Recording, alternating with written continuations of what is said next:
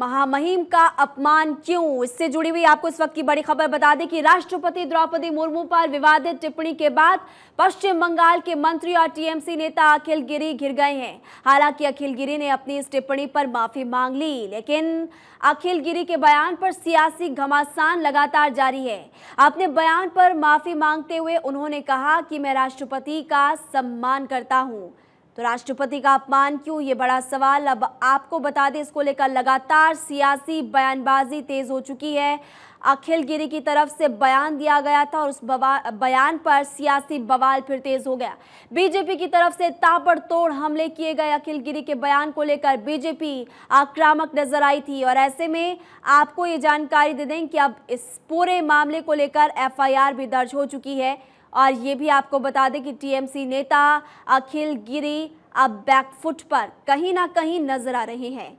तो इससे जुड़ी हुई ये बड़ी खबर फिलहाल आपकी टीवी स्क्रीन पर दो तस्वीरें आप देखिए और इन तस्वीरों के जरिए बड़ा सवाल ये कि राष्ट्रपति का अपमान क्यों, देश के राष्ट्रपति का अपमान आखिर क्यों। इस पूरे मसले को लेकर बयानबाजी तेज।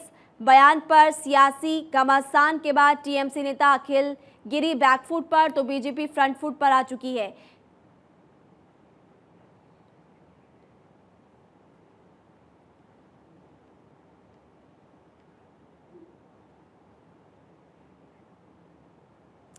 तो ये पूरा मामला हमने आपको बताया कि इस पूरे बयान पर अब सियासी घमासान तेज हो चुका है। सियासी घमासान के बाद टीएमसी नेता अखिल गिरी बैकफुट पर आ चुके हैं, बीजेपी फ्रंट फुट पर आ चुकी है। बीजेपी के एक के बाद एक कई नेताओं ने टीएमसी और अखिल गिरी पर निशाना साधते हुए कार्रवाई की मांग भी की।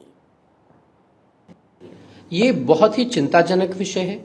ये वही दल है जो पहले जनजातीय समाज की भलाई की बात करते थे और अब जब जनजातीय समाज की एक महिला महामहिम के कार्यालय में बैठी हैं तब उन पर इस प्रकार की अभद्र टिप्पणियां कर रहे हैं। कहीं ना कहीं जनजातीय समाज के प्रति, महिलाओं के प्रति ये इनकी विकृत सोच को दर्शाता है।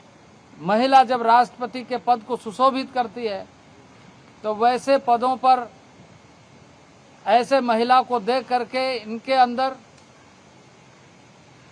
एक तरीके से जिसे कहा जाए जलन होती है, एक तरीके से पचता नहीं है और ये डिहाइड्रेशन का परिणाम है।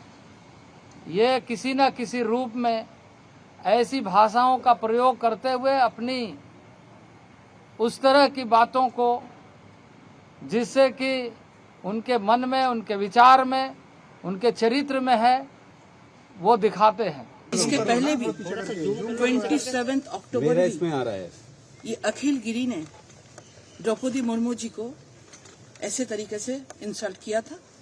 ये सेकंड टाइम है।